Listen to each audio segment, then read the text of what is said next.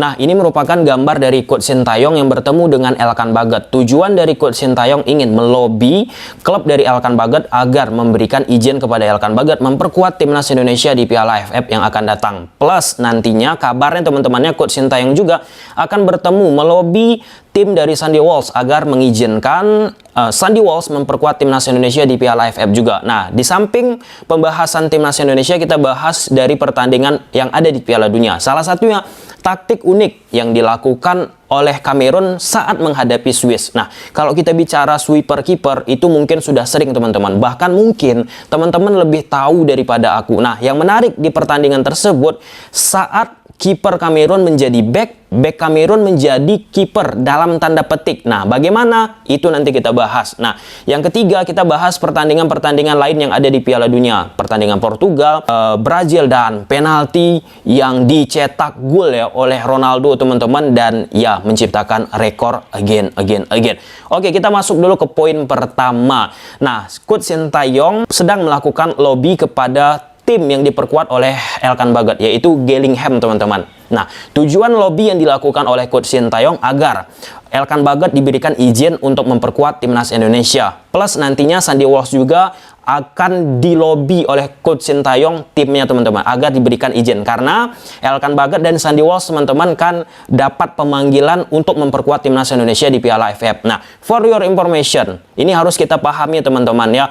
Kalaupun nanti misal mereka tidak diizinkan, kita harus pahami apa yang aku sampaikan ini. Nah, Piala AFF itu merupakan turnamen yang tidak masuk kalender FIFA. Jadi, tim berhak untuk tidak memberikan izin kepada pemainnya untuk memperkuat tim suatu negara yang mengikuti turnamen AFF. Jadi sampai situ clear ya teman-teman. Berbeda kalau misalnya turnamen AFF masuk kalender FIFA. Kalau misalnya tim yang diperkuat oleh Elkan Baggett ataupun Sandy Walsh tidak mengizinkan kedua pemain tersebut untuk memperkuat timnas Indonesia, itu klubnya bisa dihukum. Jadi mana tahu suatu saat nanti ya kita harapkan diizinkan ya teman-teman, Sandy Walsh dan Elkan Baggett memperkuat timnas Indonesia. Tapi kalaupun misalnya tidak diizinkan, ya kita pun harus lebih wise teman-teman, bahwa ya nggak ada juga kewajiban bagi klub Elkan Baggett ataupun Sandy Walsh untuk memberikan izin, karena turnamennya pun bukan turnamen yang masuk kalender FIFA. Tapi kita bicara dari sisi substansi ya teman-teman. Kelihatan Coach Sintayong serius banget nih untuk menghadapi turnamen tersebut yang akan berlangsung di beberapa waktu ke depan teman-teman. Nah, dengan adanya Elkan Baggett, dengan adanya Sandy Walsh, pasti akan memperkuat individu dari timnas Indonesia itu sendiri, plus kedalaman dari timnas Indonesia untuk menghadapi tim-tim yang akan dihadapi Indonesia di Piala AFF. Nah, karena kenapa? Kalau kita bicara kontrak Coach Sintayong juga bersama timnas Indonesia, di atas kertas ya teman-teman, dekan berakhir di tahun 2023. Walaupun Coach Sin didatangkan ke Indonesia untuk menangani tim U20 di Piala Dunia, tapi ini akan menjadi legacy bagi Coach Sintayong. Bagaimana langkahnya ke depan dan bagaimana keputusan PSSI terhadap Coach Sintayong teman-teman. Karena suka tidak suka teman-teman, Piala AFF ini walaupun kita katakan timnas Indonesia sudah bukan lagi levelnya di AFF, sudah masuk levelnya di Asia, kita lihat aja lah ekspektasi kita di Piala AFF ini pengen juara. Kalau misalnya tidak juara, out.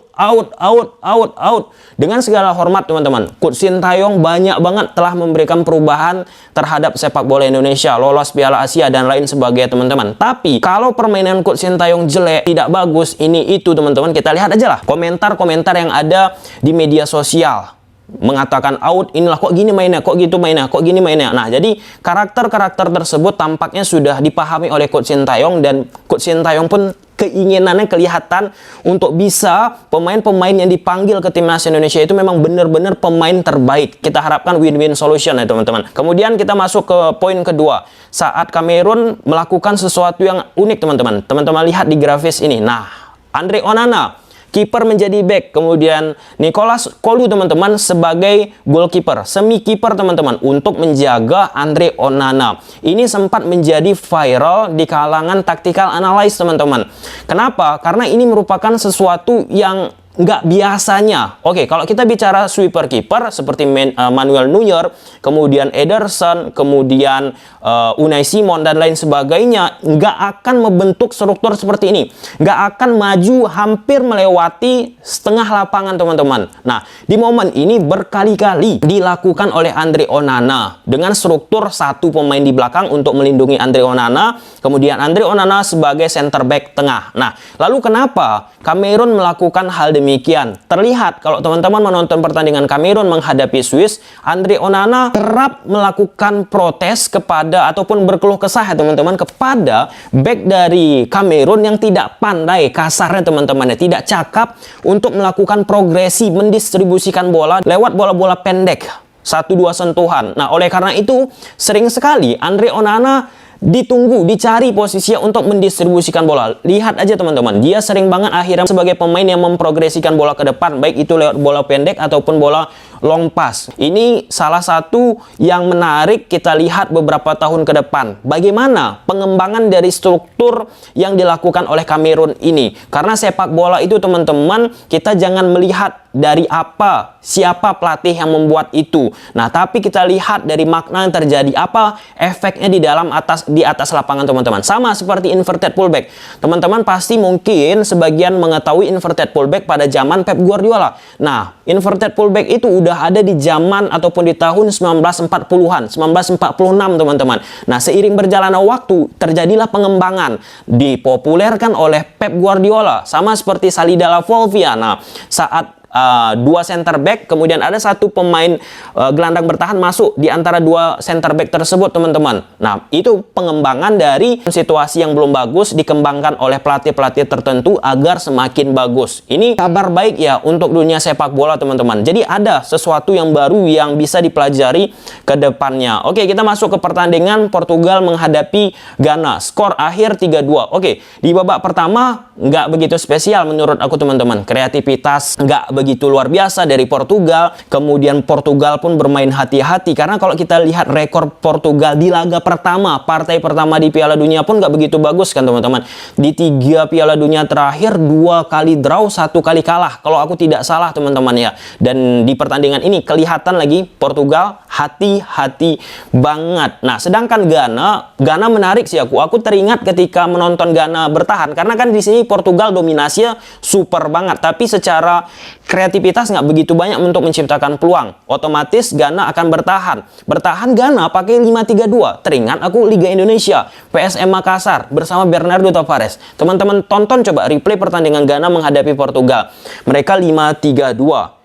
3 pemain di tengah itu kerap melakukan pressing utama, pressing awal teman-teman. Ketika pemain-pemain dari Portugal mengarahkan bola tersebut ke sektor sayap kanan ataupun sektor sayap kiri, itu dilakukan oleh Bernardo Tavares bersama PSM Makassar. PSM Makassar pun serupa teman-teman. 3 pemain di tengah itu merupakan orang yang suka melakukan gangguan, pressing kepada pemain-pemain lawan pada saat lawan mengarahkan bola ke sektor sayap kiri ataupun ke sektor sayap kanan. Ini fakta menarik ya teman-teman. Aku sempat berdiskusi dengan agen dari Coach Bernardo Tavares. Videonya belum aku posting karena tunggu momentum teman-teman. Coach Bernardo Tavares ada beberapa waktu yang lalu dilirik oleh timnas yang ada di Afrika. Dan ya, sesuatu yang menarik kan. Kalau kita lihat apa yang dilakukan oleh Ghana yang kurang lebih secara kultur gaya permainan, artinya Coach Bernardo Tavares pun sebenarnya nggak begitu susah untuk beradaptasi jika Coach Bernardo pun pergi ke Afrika. Karena gaya-gaya Coach Bernardo Tavares kurang lebih teman-teman hampir sama prinsip ataupun treatmentnya yang dilakukan Odo Atto ya, pelatih dari Ghana saat menangani Ghana. Nah, di babak kedua saat Portugal menciptakan gol lewat Ronaldo teman-teman, walaupun di situ debatable ya, ada yang menyebutkan nggak penalti, ada yang menyebutkan penalti ini itu, tapi kalau misalnya Ghana pun tidak setuju terhadap keputusan wasit tersebut, Ghana bisa melakukan protes. Udah gitu aja lebih wise teman-teman. Kenapa dia nggak cek VAR ini itu? Udah yang hal-hal gitu lebih bagus dilapor aja, lebih konstruktif. Biar dihukum Kolina wasitnya bertugas di pertandingan itu kan lebih wise teman-teman. Nah,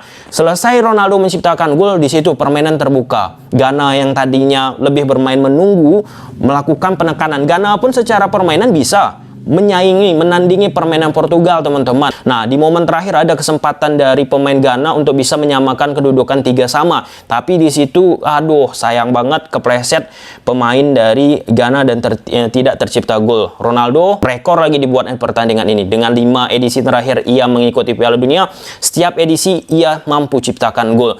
Dan pertandingan Uruguay Korsel 0-0, teman-teman, ya pertandingan yang sulit di laga awal, teman-teman, baik itu dari Korsel ataupun Uruguay, tetapi secara prinsip penyerangan, teman-teman, oke lah ya. Kalau kita tonton beberapa kali mereka ciptakan peluang, baik itu dari Uruguay ataupun Korsel, nggak terlalu dominan di antara kedua negara tersebut, so-so lah ya. Nah, kemudian ada pertandingan lain, Brazil menghadapi Serbia. Nah, ini jujur-jujuran aja ke teman-teman, negara-negara Eropa yang ikut di Piala Dunia, kalau kita perhatikan, teman-teman lihat aja secara santai, Serbia full taktikal, tapi pemain-pemainnya nggak mampu mengaplikasikan tersebut, kalah individu, teman-teman. Sedangkan Brazil full taktikal, kemudian secara individu pun udah matang, udah pemain-pemain kuat secara skill individual, teman-teman. Teman-teman lihat aja, 1 lawan 1, leluasa banget pemain-pemain Brazil mengeluarkan skillnya. Sedangkan pemain Serbia ketika di skill individual lebih menunggu zonal marking dia, teman-teman, melihat situasi dari pergerakan yang dilakukan oleh